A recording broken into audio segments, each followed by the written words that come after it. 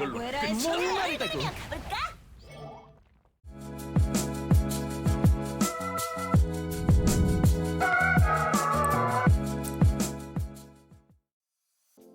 it going, guys? Rolling Origami here, welcome back to the channel, and today we're playing Cookie Run Kingdom, where I'm going to be showcasing how I completed the final stage of the world exploration, which is the stage 12-30, and this is a pretty hard stage. I assume a lot of people would have had trouble at least completing this on the first try, and that's because this stage you have to deal a lot of damage in a short amount of time. And so the strat that we're going with, you can see here, is very similar to one you would see when we're fighting the guild boss, trying to deal as much damage as possible. We're going with the defense reduction via the dark chocolate cookie, as well as using the pilgrim slingshot. So for this, I'm using the dark choco as well as one healer in the form of pure vanilla. You just need to use any healer that can keep you alive pretty much. And then I'm using 3 DPSs in the form of Rye, Vampire Cookie, as well as Sorbet Shark. And you can use any of your 3 highest damage dealers. These just happen to be my 3 highest single target damage dealers, so I'm using them. I'm using the Old Pilgrim Scroll as well as the Squishy Jelly Watch for the attack boost as well as the cooldown reduction. So let's get into it.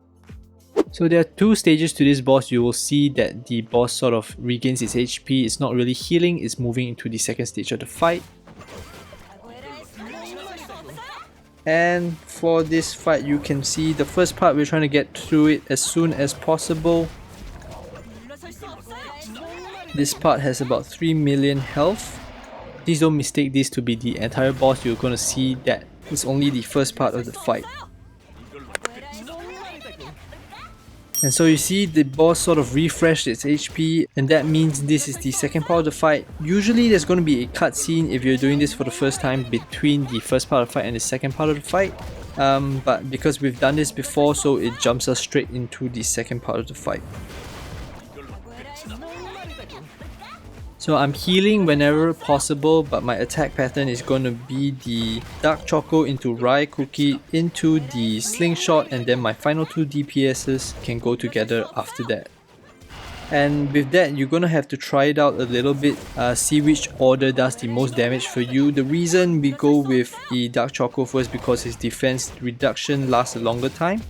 It lasts about 8 seconds I think, and then the Slingshot lasts only about 4 seconds. So we go with the Rye before the Slingshot because Rye has some sort of delay before its attack, and then we do the Slingshot, and then the final 2 DPSs are more quick, so they kind of deal damage pretty soon after you click them, and that is why this order for me works the best in terms of dealing damage. But you would have to sort of figure it out yourself which order of attacks deals the most amount of damage for you. And we're done with that. So you can see, even with, such a niche build, reduction of damage and then optimizing the damage, it wasn't like a very easy fight. We were left with only about 20 seconds, which is only like 1 to 2 more rotations of the skills, which is not a lot to go by, especially if you get stunned. And yeah, I'll just go through the builds of my cookies very quickly. To me, it's not really important because I don't think you can really replicate it exactly, and I don't think you need to. It's just sort of the concept behind it, but I'm just showing you guys my stats for transparency. So this is Rye, 5 attack toppings, and it's only on attack because it's also my damage dealer for the guild boss and I don't use it anywhere else. So this is Sorbet. This is my build for the PvP, so it looks a bit strange. Vampire, not even max level yet. 5 rare toppings. I didn't even realize that, but I really don't use vampire at all.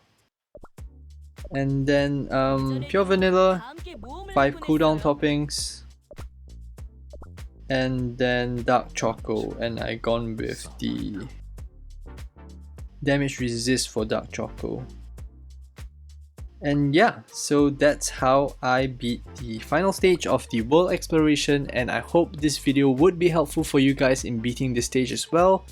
Let me know down in the comment section below, have you beaten stage 12-30 and do you think it's a bit too hard? For me, I think it's a little bit hard for people who are just trying to complete the story and are not really that endgame yet. But I hope that this video will be helpful in helping you guys, see how to build your team towards beating the stage at least. If you guys like this video, do help me drop a thumbs up, a like on this video. It really helps the YouTube algorithm, throw out this video to more people. And if you like what you see, you want to see more mobile gaming content, why not consider subscribing to the channel, hit the notification bell to stay up to date with the content that I put out. And with that, hope you guys are doing well, continue to stay safe, bye bye.